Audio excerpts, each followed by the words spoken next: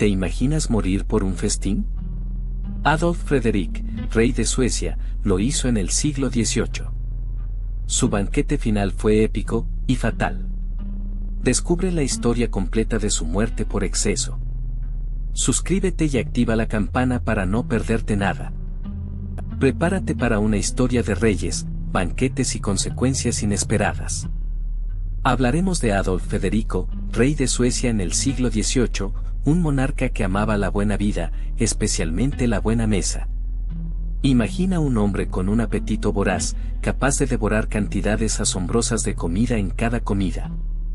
Su gusto por los manjares era legendario, y su pasión por la gastronomía, casi una obsesión. Su dieta era, para decirlo suavemente, poco saludable. Hablamos de platos copiosos, repletos de delicias ricas en grasas y azúcares. Langostas, caviar, champán, todo en cantidades excesivas. Era un festín diario, una orgía gastronómica que desafiaba cualquier norma de alimentación saludable, incluso para los estándares de la época. Pero lo que para muchos era un pasatiempo placentero, para él se convirtió en una trampa mortal. Su cuerpo, acostumbrado a un exceso continuo, comenzó a mostrar señales de agotamiento. Las consecuencias de su estilo de vida poco saludable se acercaban con paso firme, sin que él pareciera darse cuenta de la gravedad de la situación. Un día, tras un banquete particularmente opulento. Imagina Suecia en el siglo XVIII. Un reino en plena transformación entre la tradición y la modernización. Tú ves un país con una monarquía poderosa, pero también con una nobleza influyente que a veces desafiaba el poder real. Las ciudades crecían, el comercio florecía, y aunque la vida rural seguía siendo predominante, el cambio se sentía en el aire. Piensa en los barcos cargados de mercancías entrando y saliendo de los puertos, en los nuevos edificios que se alzaban en Estocolmo, en la mezcla de culturas que enriquecía la sociedad sueca de la época. La sociedad sueca estaba dividida en clases sociales muy marcadas, con una gran brecha entre los ricos y los pobres. La nobleza disfrutaba de privilegios y posesiones inmensas, mientras que la mayoría de la población vivía en la pobreza rural, trabajando la tierra o como artesanos. El poder de la Iglesia luterana era significativo, influyendo en la vida cotidiana de la gente, en las creencias y en la moral. La cultura era una mezcla de influencias, con elementos de la tradición escandinava, mezclados con las modas y los ideales europeos que llegaban a través del comercio y las relaciones diplomáticas. A pesar de su poder, la monarquía sueca enfrentaba desafíos. Las disputas con otras potencias europeas eran frecuentes y el país participaba en guerras y alianzas que impactaban su economía y su estabilidad. El rey, aunque rodeado de lujo y poder, no estaba exento de las presiones políticas y sociales de su tiempo. La vida en la corte sueca era una compleja red de intrigas, alianzas y rivalidades, un escenario donde la supervivencia dependía a menudo de la habilidad política y el favor real. Pero antes de la opulencia y el trágico final, tú conoces a un joven Adolf Federico, príncipe de Holstein-Gottorp. Su vida, antes de convertirse en rey de Suecia, estuvo lejos de la pompa real. Imagina un príncipe con una educación rigurosa, aprendiendo las artes de la diplomacia y la administración, preparándose para un futuro incierto, pero con la esperanza de alcanzar un alto cargo. Su ascenso al trono no fue un camino fácil. Fue una compleja danza política, un delicado equilibrio de alianzas y negociaciones. Piensa en las intrigas de la corte, las presiones de las familias nobles, las disputas por el poder. Todo esto rodeaba al joven príncipe mientras se acercaba inexorablemente a la corona sueca. Finalmente, el destino lo llamó.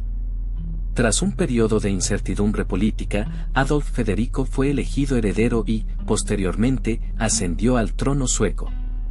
Recuerda que este momento culminante fue el resultado de una larga y cuidadosa estrategia política, la cual requirió astucia, paciencia y una buena dosis de suerte. Su llegada al poder marcó un nuevo capítulo en la historia de Suecia, aunque, como tú ya sabes, uno con un final inesperadamente dramático. Imagina a un joven Adolf Federico, lejos de las rígidas normas de la corte sueca. En su juventud, en la intimidad de sus aposentos o en las mesas de sus amigos, su apetito era legendario. No se trataba de una simple afición a la buena comida, sino de una verdadera pasión, una voracidad que lo distinguía. Su gusto por los manjares era conocido por todos. Hablamos de banquetes desmesurados, donde la cantidad parecía no tener límites. Se deleitaba con platos pesados, llenos de salsas ricas y carnes suculentas. No era un comensal delicado, le encantaba la comida abundante y sabrosa, sin importar lo recargada que fuera. La mesa era su escenario, y cada bocado, una pequeña victoria. Su gusto por los dulces era particularmente notable.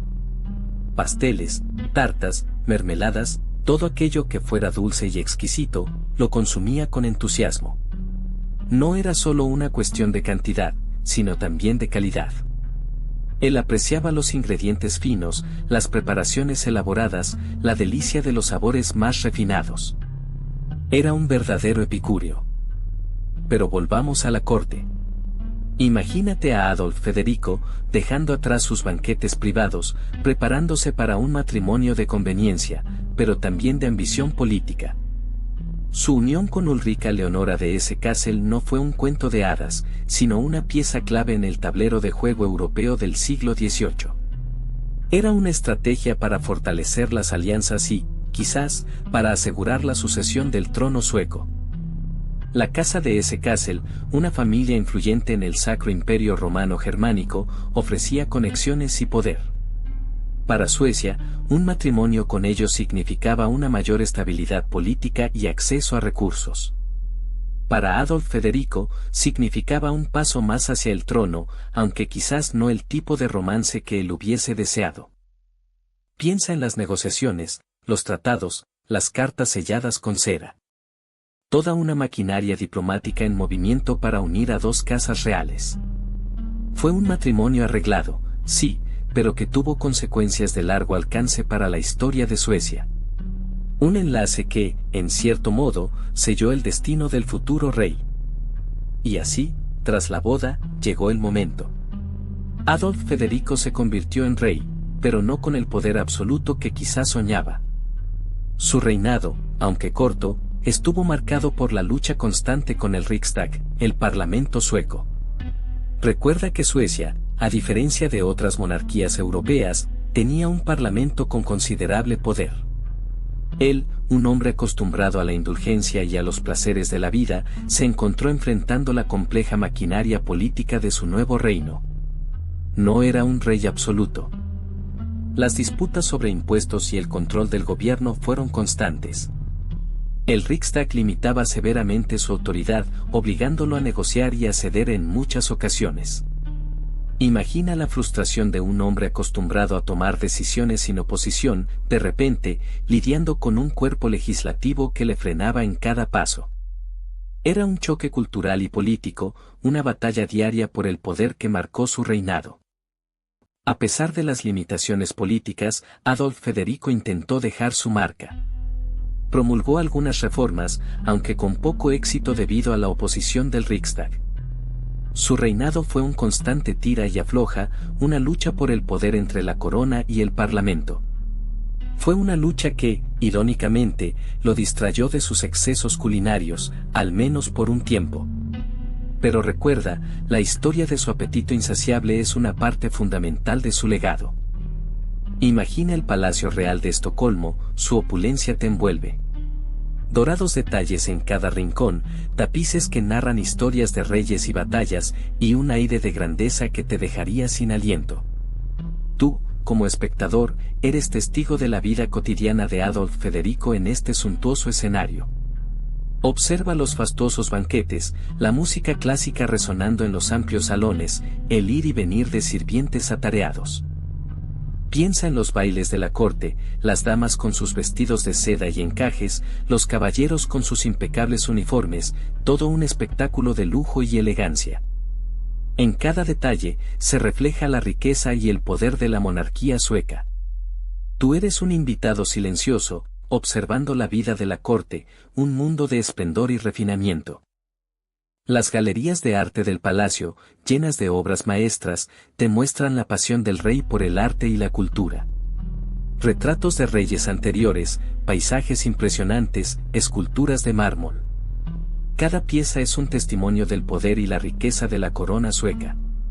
Tú te sumerges en este universo de belleza, un reflejo del lujo que rodeaba a Adolf Federico. El palacio, con sus jardines impecablemente cuidados, ofrece un respiro de la vida cortesana. Imagina las fuentes brotando agua cristalina, los senderos de piedra bordeados de flores, un oasis de paz dentro del bullicio palaciego. Tú paseas por esos jardines, contemplando la grandeza y la belleza de este entorno privilegiado, un mundo aparte de la vida del rey. Desde los salones dorados, imagina que te adentras en la cocina real.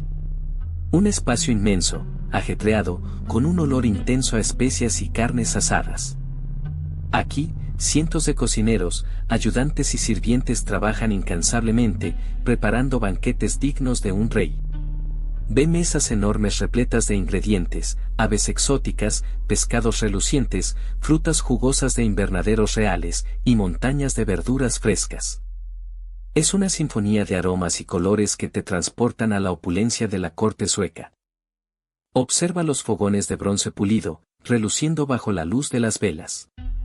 Los cocineros, con sus gorros blancos y delantales manchados de grasa, se mueven con una precisión asombrosa.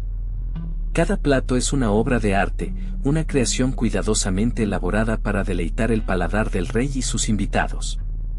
Se preparan salsas complejas, se hornean panes aromáticos, se marinan carnes con hierbas exóticas traídas de lejanas tierras, una verdadera exhibición de talento culinario. Imagina el aroma embriagador que llena el ambiente, la dulzura de los postres, la intensidad de las carnes estofadas, la frescura de las ensaladas. Un festín para los sentidos. Cada detalle, desde la presentación de los platos hasta la selección de los vinos, está minuciosamente cuidado. Esta no es solo una cocina, es un escenario donde se representa la grandeza y el poder del rey a través de la exquisitez de su mesa. Un universo de sabores y aromas que pronto tendría consecuencias fatales. Desde esa cocina bulliciosa, imagina los platos que llegaban a la mesa del rey Adolfo Federico. Su gusto por lo excesivo se reflejaba en sus festines. Hablamos de un banquete que desafiaba la imaginación, un derroche de sabores y texturas que hoy nos resultan casi increíbles. Piensa en aves de caza exóticas, rellenas con las más finas hierbas y especias, un despliegue de carnes asadas, jugosas y aromáticas, acompañadas de salsas elaboradas con ingredientes que hoy solo encuentras en los libros de cocina más antiguos. Pero no solo de carnes vivía el rey. Los mariscos, traídos desde las costas más lejanas, eran otro de sus caprichos. Langostas gigantes, ostras frescas y mejillones suculentos, todos preparados con las técnicas más refinadas de la época. Recuerda que estamos hablando de un tiempo donde la presentación era tan importante como el sabor, y cada plato era una pequeña obra de arte culinaria. Y por supuesto, los postres. Imagínate montañas de dulces, pasteles elaborados con cremas exquisitas, frutas confitadas y cubiertas de glaseados brillantes. Tartas de múltiples pisos, decoradas con figuras de azúcar y frutos rojos, un espectáculo para la vista y un festín para el paladar. Un final dulce y excesivo, que completaba la experiencia gastronómica real.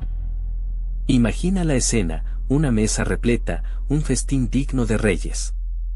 Pero este banquete no era una celebración, sino el preludio de una tragedia. Adolfo Federico, con su apetito legendario, se enfrentó a un menú que, a la postre, resultaría letal. Langosta, caviar, arenque, un festín de sabores fuertes y ricos que deleitaban su paladar, pero que se convertirían en sus últimos bocados. El plato principal era un festín de sabores fuertes, un pato relleno de trufas y langosta, acompañado de champaña. A esto le siguieron enormes cantidades de postres, entre ellos, un pastel de almendras y crema, y por supuesto, el postre favorito del rey, 14 porciones de su postre favorito, un dulce con crema batida y una mezcla compleja de especias que completaba un banquete ya de por sí excesivo. ¿Te imaginas la cantidad de comida? La cantidad de comida era simplemente asombrosa. Recuerda que hablamos de un rey con un apetito voraz, y este banquete fue su última y más memorable comida. Su cuerpo, acostumbrado a los excesos, se rindió ante la avalancha de manjares. Un banquete que, en lugar de celebrar la vida, selló su destino. La combinación de platos, la cantidad desmesurada, y posiblemente alguna intolerancia, desencadenaron una serie de eventos que culminarían en una trágica muerte. Un banquete de proporciones épicas se extendía ante ti. Langostas, rojas y brillantes, yacían en platos de porcelana, sus tenazas amenazantes. El aroma del mar se mezclaba con el dulzor embriagador del cava, servido en copas de cristal tallado. Y entre las langostas, pequeños camarones, casi invisibles, se escondían, esperando ser descubiertos por el voraz apetito del rey. Adolfo Federico, con su mirada fija en la montaña de manjares, se abalanzó sobre la comida. La langosta, con su carne firme y su sabor intenso, fue devorada con gusto. El cava, espumoso y refrescante, bajaba por su garganta con cada bocado. Los pequeños camarones, casi una nota al pie del festín, desaparecían con la misma rapidez. Pero esa combinación, aparentemente deliciosa, se convertiría en su sentencia de muerte. La rica carne de la langosta, el alcohol del cava, y la cantidad de comida ingerida en tan poco tiempo, comenzaron a causar estragos en su sistema. Un cóctel mortal que, sin que él lo supiera, preparaba el final de su reinado. Imagina la opulencia de esa mesa, tú, como observador privilegiado. No era solo una comida, era una declaración de poder, una demostración del estatus de Adolfo Federico. En la Suecia del siglo XVIII, la comida no era simplemente sustento, sino un símbolo de riqueza y posición social. El acceso a ingredientes exóticos como las langostas, importadas a un alto coste, era un lujo reservado a la élite. Piensa en la cantidad de personas que trabajaron para preparar ese festín: cocineros, criados, pescadores, una cadena de trabajo que reflejaba la estructura social jerárquica. La abundancia en la mesa del rey contrastaba fuertemente con la escasez que sufría gran parte de la población. La comida, por tanto, era un indicador de la desigualdad social imperante. La ceremonia misma de la comida era un ritual, un espectáculo cuidadosamente orquestado. Cada plato, cada bebida, cada detalle estaba cargado de significado. No era solo comer, era participar en una elaborada puesta en escena que reafirmaba el poder y la autoridad del monarca. Un banquete como este no era solo una comida, sino una representación política. Pero esa opulencia tuvo un precio. Día tras día, Adolfo Federico se entregaba a banquetes desmesurados. Recuerda esa imagen de la mesa repleta, platos desbordantes. Ahora imagina el efecto en su cuerpo. Las consecuencias del exceso empezaron a hacerse visibles: un aumento de peso preocupante, un cansancio constante que lo alejaba de sus deberes reales. Su salud, antaño robusta, se deterioraba a pasos agigantados. Los médicos de la corte, alarmados por su estado, intentaban en vano controlar su apetito voraz. Era como si el rey estuviese atrapado en un círculo vicioso, donde el placer momentáneo de la comida se convertía en una carga insoportable para su cuerpo. La indigestión se convirtió en su compañera inseparable. Dolores abdominales intensos, náuseas constantes. Su cuerpo, sometido a un estrés continuo, ya no podía procesar la cantidad de comida que ingería. Cada bocado, antaño un deleite, se convertía ahora en un tormento. Tu estómago se encoge al imaginar lo que sucedió después. Un dolor punzante, agudo, comenzó a apoderarse de su cuerpo. No era una simple indigestión, era un ataque brutal a su organismo, una respuesta visceral a la desmesura de la comida ingerida. Las náuseas lo invadieron, un torrente de malestar que lo doblaba en dos. La opulencia del banquete se convirtió en una pesadilla. El dolor se intensificó, extendiéndose como una ola por todo su cuerpo. Cada respiración se convertía en un suplicio, un recordatorio del daño infligido. La fiebre se apoderó de él, un fuego que consumía su fuerza. La debilidad lo invadió, robándole la energía vital. Sus extremidades se sentían pesadas, como si estuvieran llenas de plomo. El rey, acostumbrado al poder y al lujo, se encontraba ahora indefenso, a merced de un dolor que lo sometía implacablemente. La respiración se le hacía cada vez más difícil, entrecortada y superficial. La noticia se propagó como la pólvora.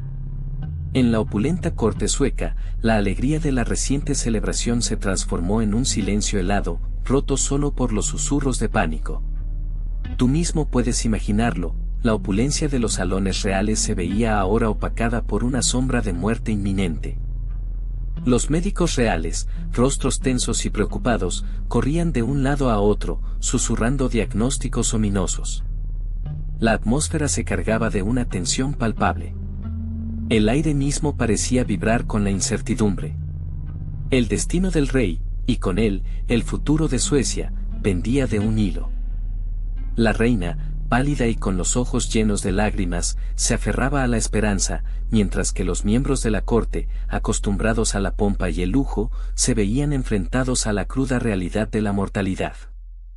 El pánico, silencioso pero omnipresente, se apoderaba de todos, creando una atmósfera sofocante en el palacio real. Imagínate la escena, el rey, pálido y jadeante, rodeado de médicos reales en sus lujosas habitaciones. Sus rostros, iluminados por las velas, reflejan una mezcla de preocupación y desesperación. Tú, observador privilegiado, ves cómo intentan desesperadamente aliviar su sufrimiento. Sangrías, purgas, enemas.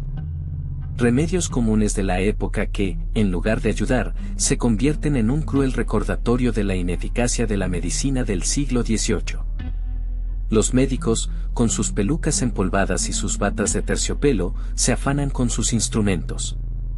Sus manos, expertas en la anatomía de la época, realizan procedimientos que hoy nos resultan crueles e ineficaces. Pero para ellos, eran las mejores herramientas disponibles. Observa cómo, a pesar de sus esfuerzos, el estado del rey empeora inexorablemente. La muerte parece acechar en cada respiración. El aire se vuelve denso, cargado de un olor a medicinas y a desesperación. Cada intento por salvar al monarca resulta en vano.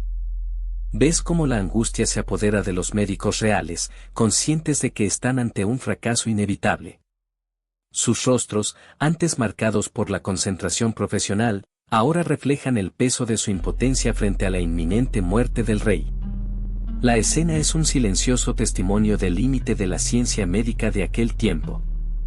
Tú, observando la escena, te preguntas qué podían hacer esos médicos. Sangrías, la solución a cualquier mal según la medicina de la época.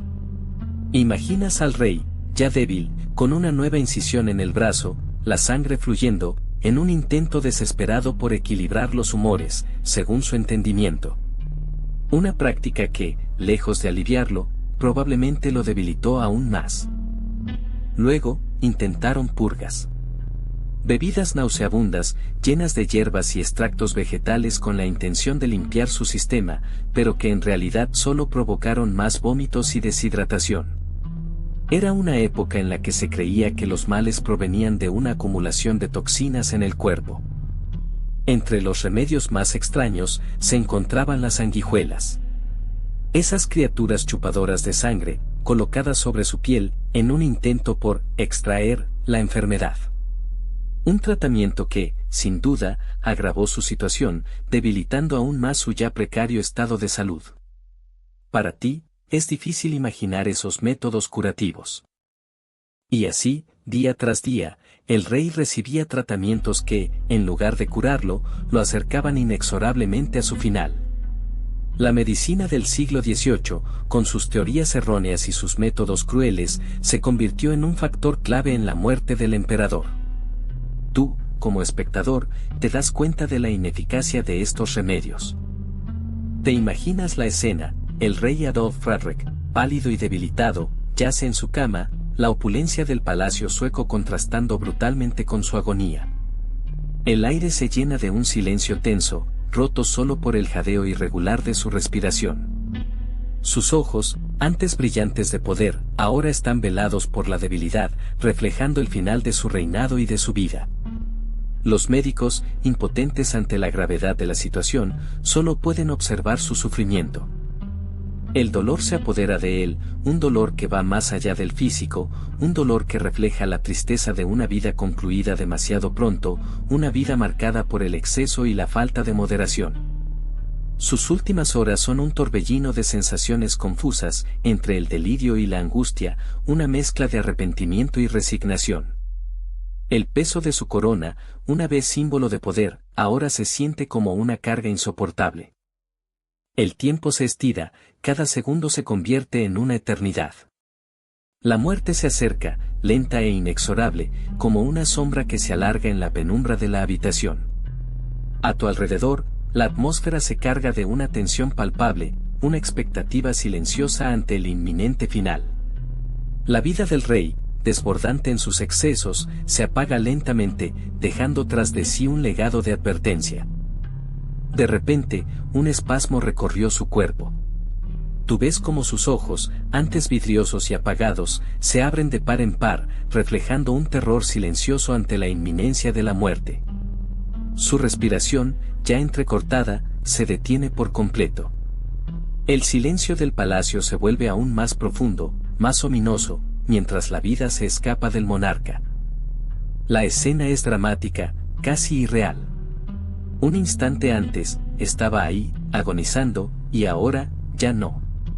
La muerte lo ha sorprendido de manera repentina e inesperada, en medio de la opulencia y el lujo que lo rodeaban, dejando a todos en un silencio atónito. El rey, conocido por su apetito desmedido, ha encontrado su fin de una forma tan abrupta como contradictoria. El final llega con una rapidez desconcertante. No hubo un largo declive, ni una agonía prolongada. Simplemente, se desvaneció. La opulencia de su entorno, que durante tanto tiempo había sido sinónimo de su reinado, ahora sirve como un telón de fondo fúnebre para su inesperada partida. Una muerte silenciosa, inesperada, que deja un vacío en el palacio y en la historia de Suecia. Su muerte, tan repentina e inesperada, sumió a la corte sueca en el caos. Tú ves cómo la noticia se propaga como la pólvora, dejando tras de sí un silencio aturdido, roto solo por los susurros y las miradas nerviosas de los cortesanos. La opulencia habitual de la corte palidece ante la sombra de la muerte del rey, un vacío que se siente en cada rincón del palacio.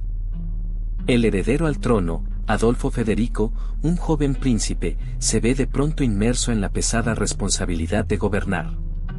Su juventud e inexperiencia se contraponen a la gravedad de la situación, y tú percibes la incertidumbre en su mirada mientras intenta asumir el control de un reino en shock. La muerte del rey también trajo consigo una inestabilidad política. Tú eres testigo de las intrigas palaciegas, las alianzas que se rompen y se forjan, y la lucha por el poder que empieza a gestarse entre las diferentes facciones de la corte. El futuro del reino pende de un hilo, incierto y amenazante. Más allá del palacio, el pueblo llora a su rey. Tú observas cómo la noticia de su muerte llega a las calles, generando conmoción y preocupación. La incertidumbre sobre el futuro del reino se extiende a todos los niveles de la sociedad, generando una atmósfera de inquietud y temor. Pero la historia de Adolf Federico no termina con su último bocado. Su reinado, aunque corto, dejó una huella en la política sueca. Recuerda que su muerte abrió paso a una nueva era, marcando un punto de inflexión en la relación entre la monarquía y el poder de la nobleza. Tú puedes ver cómo sus decisiones, aunque a veces influenciadas por sus excesos, moldearon el futuro del país. Su gusto por la buena vida, aunque fatal en su caso, también refleja la opulencia de la corte sueca en esa época. Imagina las fastuosas fiestas, las mesas repletas de manjares, un mundo de lujo que contrastaba con la vida de la mayoría de sus súbditos. Su muerte, aunque trágica, sirve como una ventana a esa época dorada, aunque efímera. Más allá del drama de su fallecimiento, su legado se extiende a las reformas que intentó implementar durante su corto reinado. Aunque no todas tuvieron éxito, sus esfuerzos reflejan un intento de modernizar la administración y la economía sueca. Piensa en él no solo como un rey que murió por exceso, sino como un personaje histórico complejo, con aciertos y errores. Su historia, contada a través de los años, se ha convertido en una advertencia y también en una fascinante anécdota histórica. Es una historia que nos recuerda la fragilidad de la vida y la complejidad de los personajes históricos. ¿Y tú, qué piensas del legado de este rey que murió por comer demasiado? La muerte de Adolf Federico dejó un vacío en el trono sueco, y la sucesión no estaba exenta de complicaciones. Tú sabes que su hijo, Gustavo III, era el heredero natural, pero su juventud y la inestabilidad política del momento generaron incertidumbre. La nobleza sueca, siempre ávida de poder, observaba con atención cada movimiento, esperando la oportunidad de influir en la nueva era que se avecinaba. El futuro de la corona pendió de un hilo, dependiendo de las alianzas y las intrigas que se tejían en las sombras de la corte.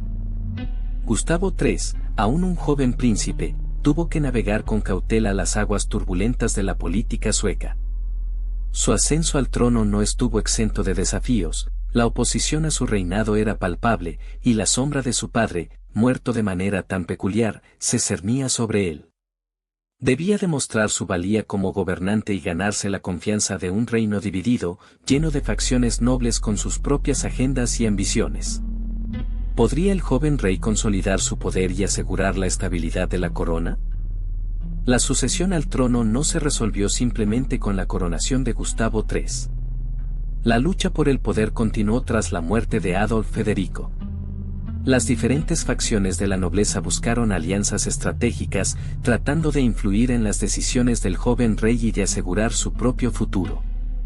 La estabilidad del reino dependía de la habilidad de Gustavo para navegar estas complejas relaciones políticas y para imponer su autoridad sobre una corte dividida.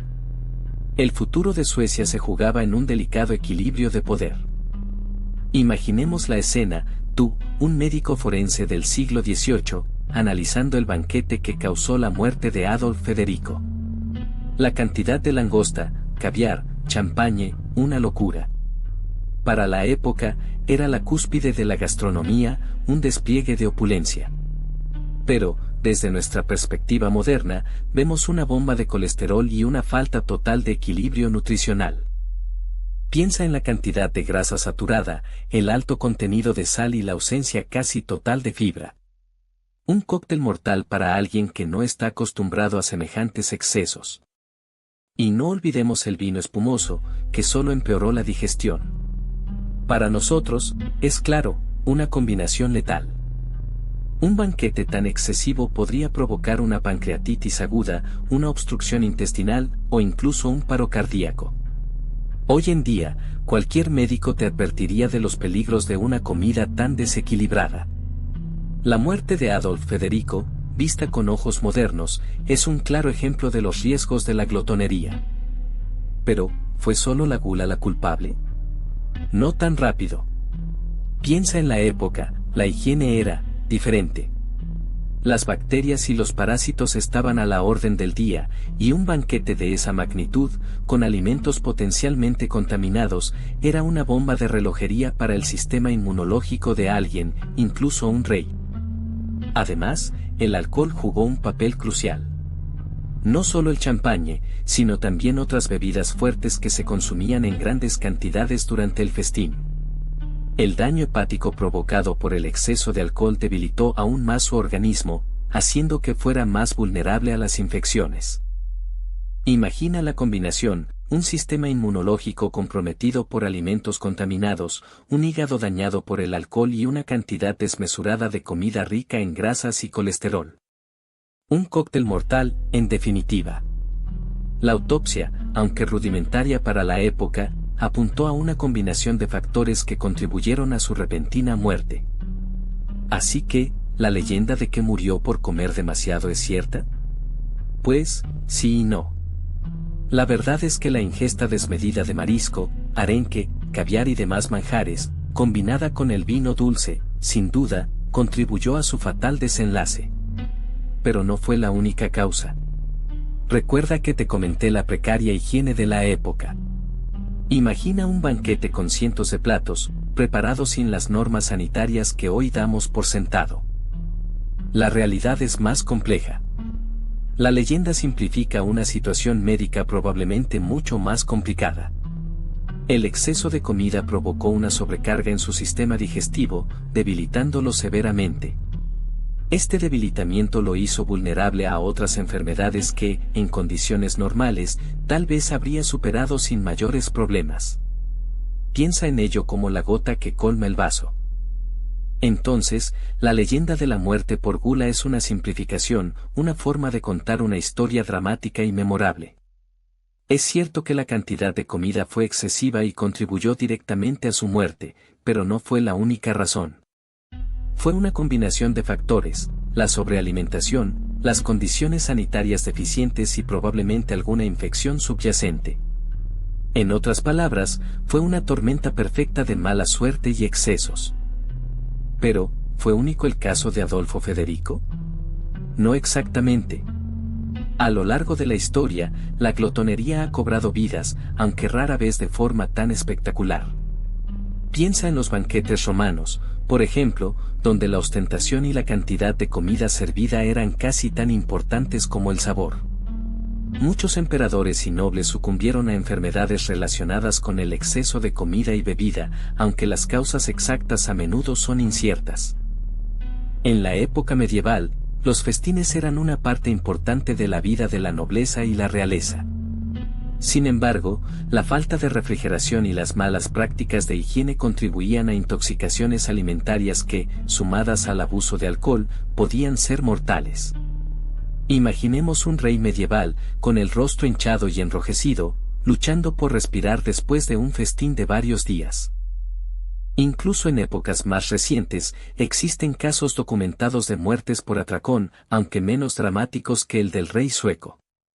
Se han dado casos de concursantes en concursos de comida que han sufrido graves problemas de salud, algunos incluso con consecuencias fatales.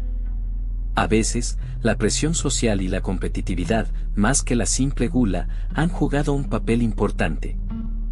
Pero la historia de Adolfo Federico no es solo una tragedia individual, también nos habla de la gastronomía sueca del siglo XVIII. Imagina la opulencia de la corte sueca en esa época. Piensa en los banquetes fastuosos, con platos repletos de carnes, pescados y postres elaborados, una clara muestra de la influencia de la cocina francesa, que estaba muy de moda en toda Europa. La cocina tradicional sueca, por su parte, se basaba en productos locales, abundantes pescados del Báltico, carnes de caza y verduras de temporada. Pero la llegada de nuevas ideas y productos desde el continente europeo, especialmente de Francia, transformó la mesa de la nobleza sueca, introduciendo técnicas refinadas y una mayor sofisticación en la presentación de los platos. El consumo excesivo de comida rica y elaborada, como el que acabó con la vida de Adolfo Federico, era una práctica común entre la élite europea de la época. En Suecia, la influencia francesa se tradujo en una adopción de técnicas culinarias más complejas y el uso de ingredientes exóticos, lo que aumentaba el atractivo de los banquetes reales pero, en ocasiones, con consecuencias fatales. Piensa en la Europa del siglo XVIII, una época de opulencia y excesos en las mesas de la nobleza. Imagino banquetes interminables con platos elaborados, repletos de carnes, pescados y aves adornadas con salsas ricas y complejas. Se usaban especias exóticas, traídas de lejanas tierras, para dar un toque de distinción a cada manjar. Para ti, el festín era una demostración de poder y estatus. El azúcar, un producto de lujo, era indispensable en postres y bebidas. Se consumía en cantidades inmensas, en pasteles, tartas, y en el delicioso chocolate que se tomaba con leche o agua.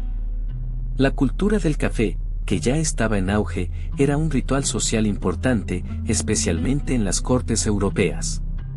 Para ti, cada bocado era una experiencia sensorial, un espectáculo para los sentidos. Pero no todo era lujo. Para la mayoría de la población, la comida era mucho más sencilla y humilde.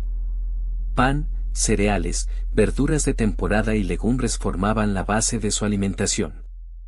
La carne era un lujo que solo podían permitirse en ocasiones especiales. La vida era dura, y la alimentación reflejaba las desigualdades sociales de la época.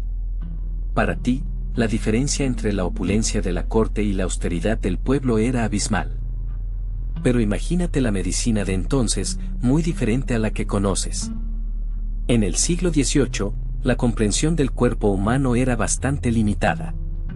Las teorías médicas se basaban en ideas antiguas, como los humores, y los tratamientos eran, a menudo, tan extraños como ineficaces. Se creía que las enfermedades eran un desequilibrio de estos humores, y las sangrías, purgas y vomitivos eran comunes. Recuerda que las autopsias eran poco comunes, así que la comprensión de la anatomía y la fisiología era superficial.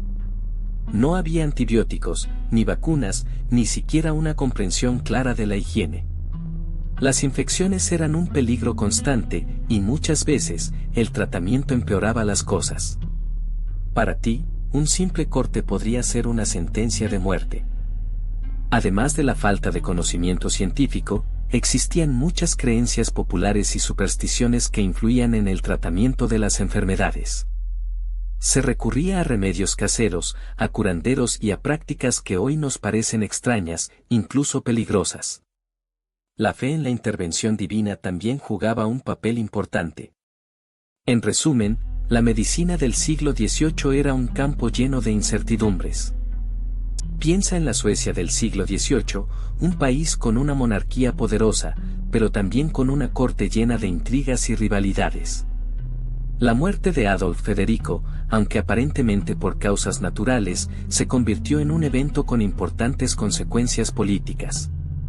Su repentino fallecimiento dejó un vacío de poder que muchos querían llenar. Su hijo, Gustavo III, era joven y ambicioso. La sucesión no estaba exenta de desafíos. Había facciones en la corte que veían en la muerte del rey una oportunidad para fortalecer su propia posición y, quizás, incluso para desafiar el poder de la corona. La estabilidad del reino pendía de un hilo. La muerte del rey, además, ocurrió en un momento de tensión internacional. Suecia estaba inmersa en complejas relaciones con otras potencias europeas y la inestabilidad interna podía ser aprovechada por sus enemigos.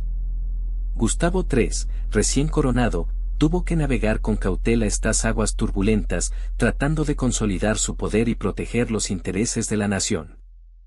Piensa en la Suecia de ese momento, un país que, a pesar de su poderío monárquico, navegaba por aguas internacionales complejas.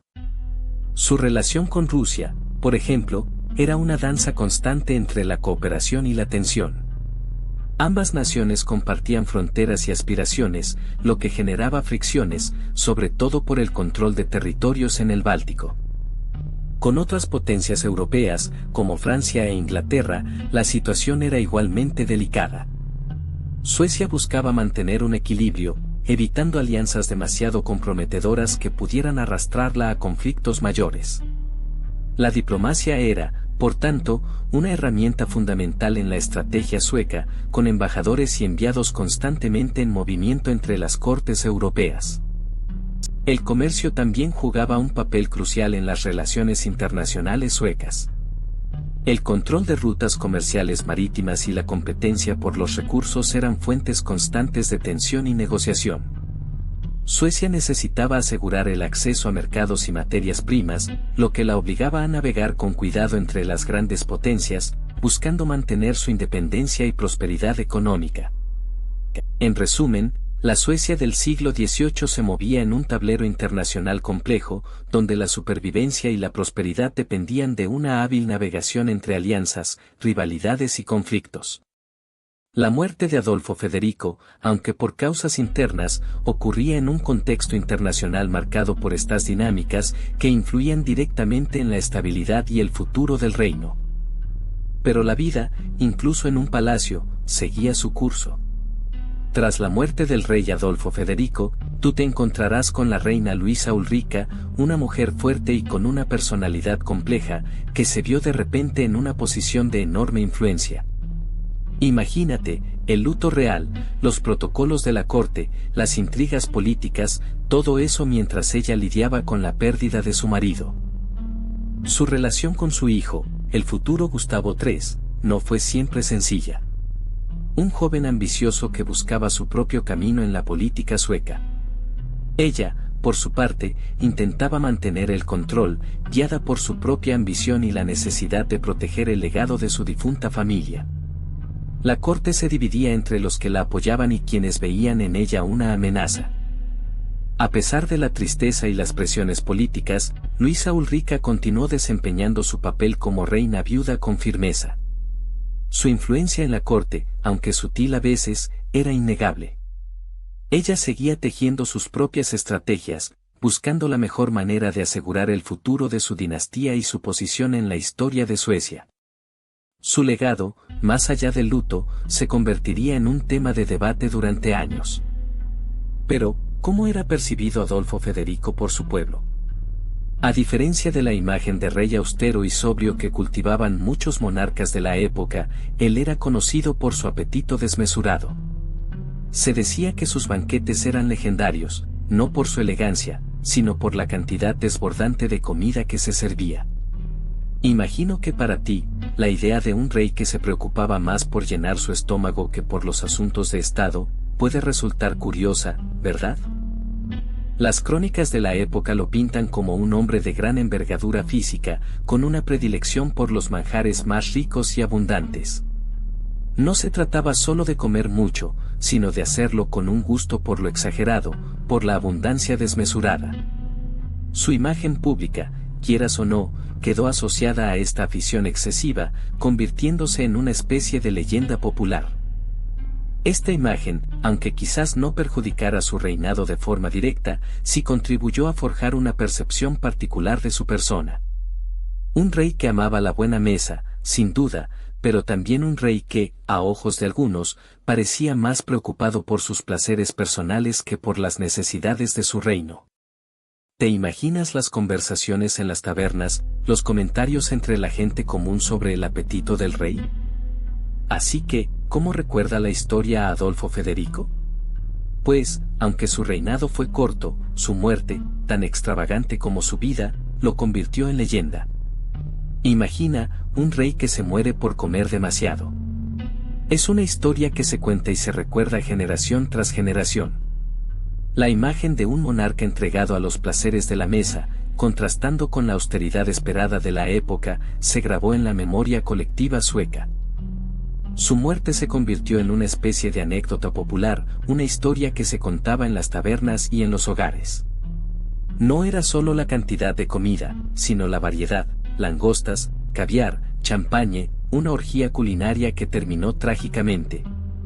Piensa en cómo esa imagen, esa leyenda de un rey que se atiborró hasta morir, trascendió las fronteras del palacio y se convirtió en parte de la identidad popular. Claro que, con el tiempo, la imagen de Adolfo Federico se ha ido matizando. Ya no se le recuerda solo como el rey glotón, sino como un personaje complejo, con sus virtudes y defectos. Pero esa muerte por exceso sigue siendo la anécdota más recordada, la que lo convirtió en un rey peculiar, memorable, un personaje que trasciende el simple hecho histórico para convertirse en un símbolo de los excesos y sus consecuencias. Una historia que aún hoy sigue cautivando. Piensa en ello, un banquete desmesurado, una sucesión de platos ricos y pesados, un exceso que acabó con la vida de un rey. Adolfo Federico nos deja una lección amarga, pero valiosa. Su historia nos recuerda la importancia del equilibrio, la necesidad de moderación en todos los aspectos de la vida, no solo en la comida. No se trata solo de evitar la obesidad o las enfermedades, aunque eso es una consecuencia evidente. Se trata de la sabiduría de encontrar un punto medio, de disfrutar de los placeres de la vida sin dejar que nos consuman. ¿Cuántas veces tú mismo has caído en la tentación de excederte? Reflexiona sobre ello. La historia de Adolfo Federico nos invita a cuestionar nuestros propios hábitos. ¿Eres de los que se dejan llevar por los impulsos? ¿Priorizas el equilibrio o te dejas arrastrar por el exceso? La moderación no es una limitación, sino una herramienta para una vida más plena y saludable, en todos los sentidos. Imagina la escena, un rey, Adolfo Federico, derrotado no por un enemigo en el campo de batalla, sino por su propio apetito insaciable. Su historia es un recordatorio de que incluso los poderosos pueden caer víctimas de sus propios excesos. Un banquete que se convirtió en su tumba, una lección cruel pero efectiva sobre la moderación. Piensa en la ironía, un monarca con todo el poder y los lujos a su disposición, pereció por una debilidad tan humana como la gula. Su muerte, repentina e inesperada, dejó un vacío en la corte sueca y una moraleja para la posteridad. Un final agridulce para un rey que disfrutaba profundamente de los placeres de la mesa. Su historia, aunque trágica, nos sirve como un espejo. Nos recuerda la importancia del equilibrio y la templanza en nuestras vidas. Un exceso, por pequeño que parezca, puede tener consecuencias devastadoras. Adolfo Federico, el rey que murió por comer demasiado, nos dejó un legado inesperado, una advertencia contra la indulgencia. Para que puedas profundizar aún más en la vida y la muerte de Adolfo Federico, te recomiendo consultar varias fuentes históricas. He usado libros especializados en la historia de Suecia del siglo XVIII, en especial biografías reales que detallan las costumbres y la vida cortesana de la época. Ahí encontrarás datos precisos sobre su reinado, sus gustos culinarios y las consecuencias de su voraz apetito. También he recurrido a artículos académicos y revistas especializadas en historia europea. Estas publicaciones ofrecen análisis más profundos sobre las causas de su muerte y su impacto en la historia sueca. Recuerda que la información histórica a veces es contradictoria, así que siempre es bueno comparar varias fuentes. Para las imágenes, he buscado en archivos históricos online y he utilizado imágenes de dominio público que representan la vida en la corte sueca del siglo XVIII.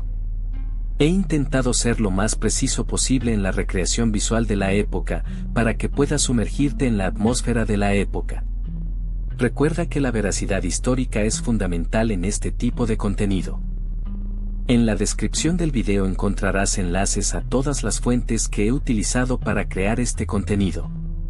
Te invito a que las explores y compartas tus propias investigaciones si tienes alguna duda o quieres aprender más. Espero que hayas disfrutado de este viaje al pasado. Sé que muchos os preguntáis sobre el pastel.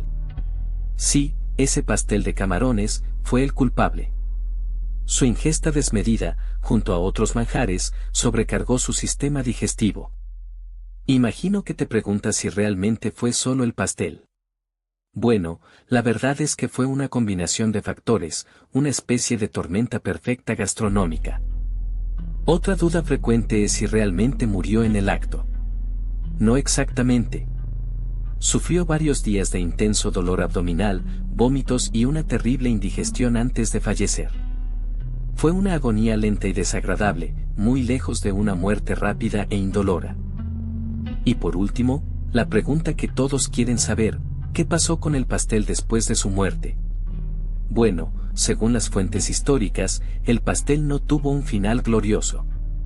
La historia de su muerte fue tan memorable que el pastel se convirtió en un símbolo de sus excesos y probablemente acabó en el olvido. Espero que hayas disfrutado aprendiendo sobre el desafortunado final del rey Adolfo Federico. Si te gustó, dale a like y suscríbete para más historias. ¿Qué piensas tú? Déjalo en los comentarios.